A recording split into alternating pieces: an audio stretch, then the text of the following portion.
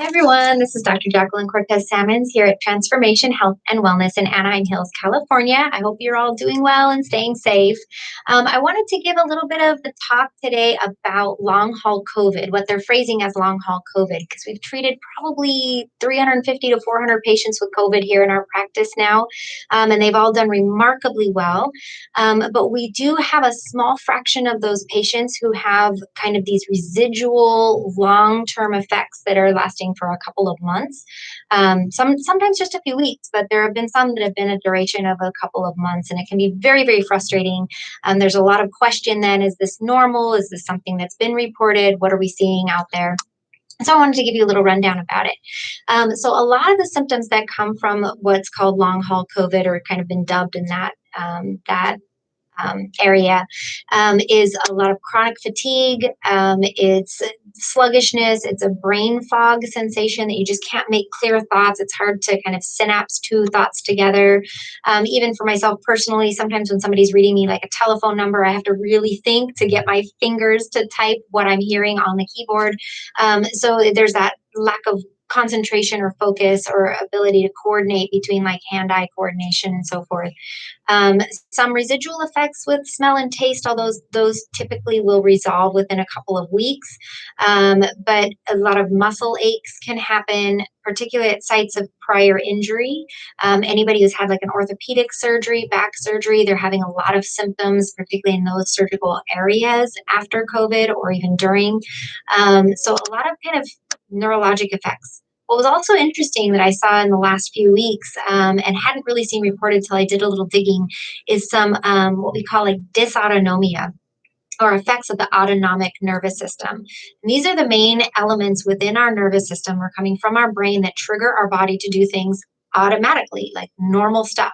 Normal digestion, normal fever and temperature control, right? Blood pressure control. So what I'm seeing is a lot of patients that'll have a big heightening of their blood pressure, and then it comes down, and then heightens again and comes down. So you're getting a lot of dizziness, they're getting headaches, so sometimes feeling like they're going to pass out. But I'm seeing this is actually kind of a longer term side effect of recovering from COVID. So I did some digging for you guys to hopefully kind of summarize it a little bit and kind of put it together so you have some little bit of reference. So what they're believing is happening, this is what they found with SARS patients. Remember, SARS was the first cousin or the first older sister of SARS-CoV-2, which is COVID-19. So with the SARS virus, post-mortem, meaning after a patient would die, they would actually kind of dissect out the brain and figure out, is there a virus that crossed into what we call the blood-brain barrier. The blood-brain barrier, usually the vessels are sort of impermeable. Nothing kind of gets through those vessels as we're feeding the brain oxygen. But there are some things, some medications, certain viruses, bacteria that actually can cross that barrier. And so we call that crossing the blood-brain barrier.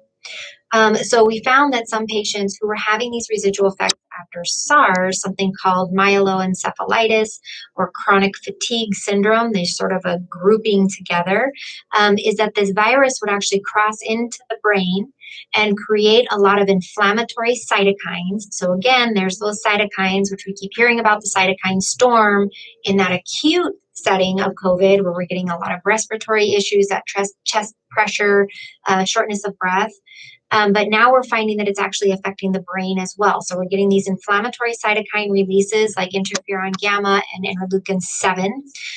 They're accumulating in that hypothalamus, and the hypothalamus is the portion of the brain that's largely responsible for this autonomic nervous system activity. So again, heart rate, blood pressure, temperature control, digestive.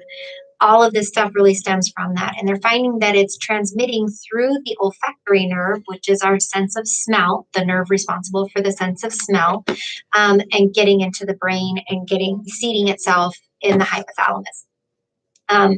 So when we get an accumulation of these cytokines, we have dysfunction, right? Because they're not supposed to be there. They're creating all sorts of havoc, making a party in there. So our brain can't get back down to the business of doing what it's supposed to be doing on its normal 9 to 5, right? If you're partying all night, you can't do your 9 to 5 normally. So that's kind of what's happening. So now the question is, how do we get all these rabble rousers out, right? How do we get those cytokines out get them down in their count so that your body can heal itself, which it has an amazing innate ability to do.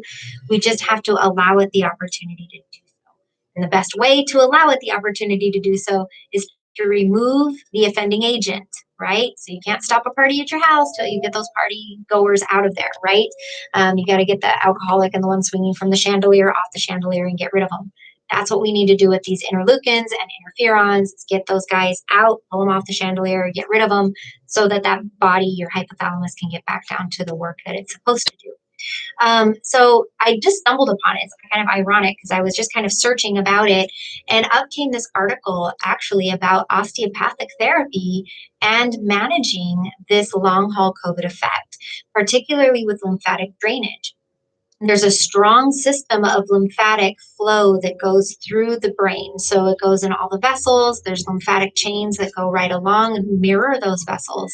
And so by allowing those lymphatics to drain, they will actually pull out the toxins, byproducts, cytokines, and then bring them into the bloodstream where our body can then process it and get rid of it through our kidneys or through our bowels. So this was what they've noted in this study, which again, I just kind of came across. I'm like, lymphatic drainage, what are you, an osteopath? What's happening here? But there it was in plain black and white about how they had done this study on several patients, and they had done 3 treatments, 1 per week, a week apart, and found that their chronic fatigue syndrome scale almost was cut in half, almost down to a third of what it previously was, from a self-test that patients were taking prior to treatment and then after treatment.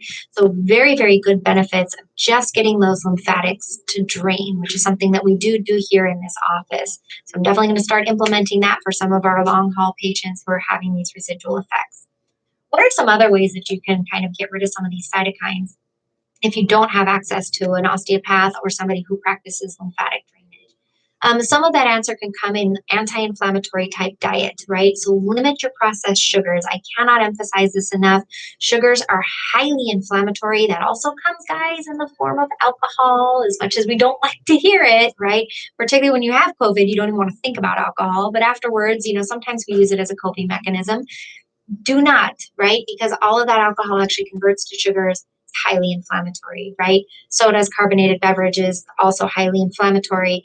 Anything with processed sugars is going to be highly inflammatory to your system. So while your body's trying to get it out of there, you're only creating more by the food that you intake. I often say in my practice that food is the most underutilized drug and exercise is the most underutilized antidepressant. Right?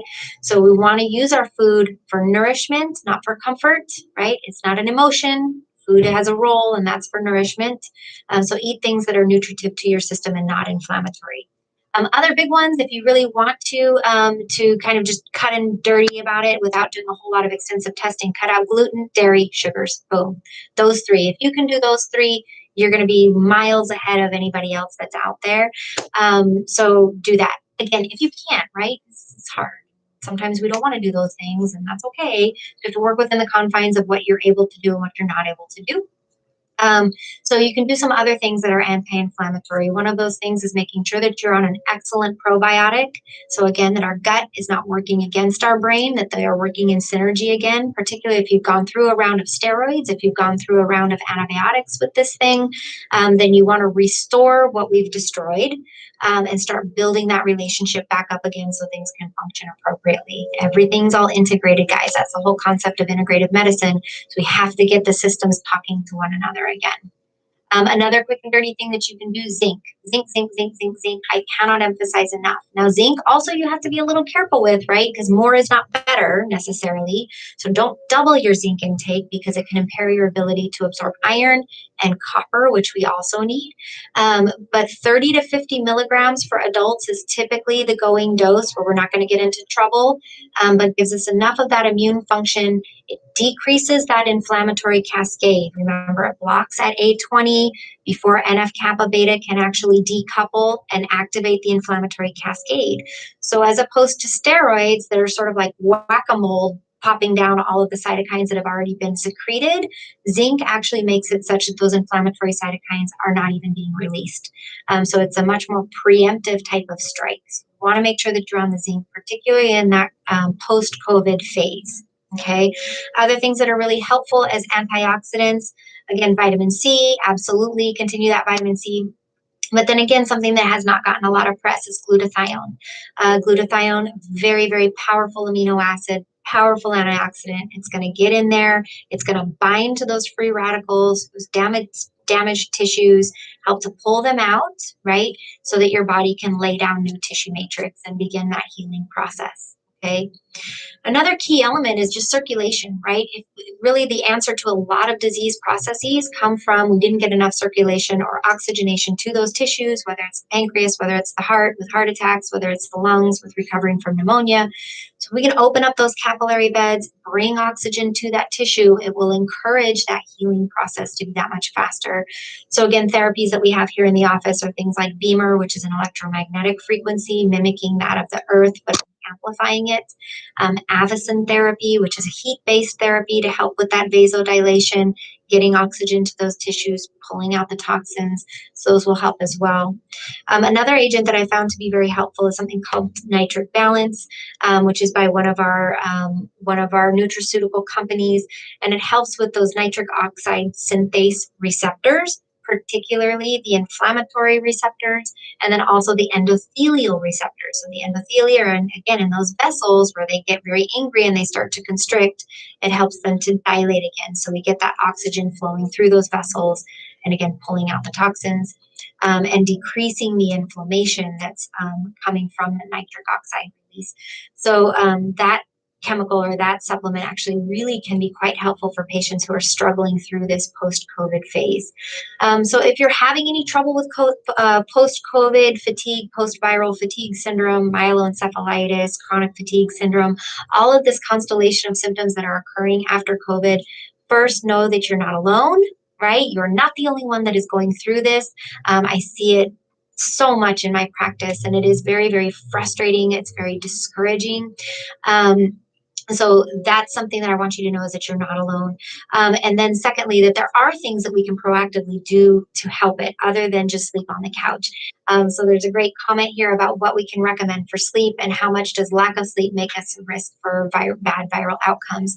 That's a really, really important element. So one of our things with our autonomic nervous system is sleep-wake cycles, right?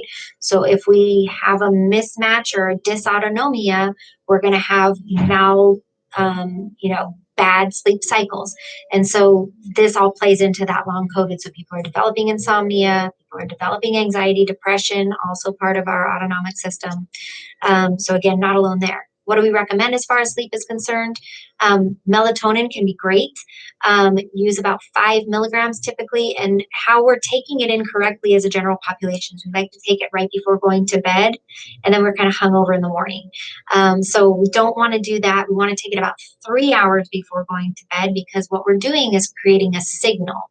The melatonin itself is not a sleep agent. It is a sleep agent signal. So it gives us that ability to make those biochemical pathways change that tell our body, hey, it's time to go to sleep. And that takes about 3 hours, right? So our body has to kind of get with the program and say, here we go, guys. It's time to settle down and go to sleep. So that can really help to regulate that. A series of adaptogens as well. One of my favorites is TrueAdapt by Orthomolecular.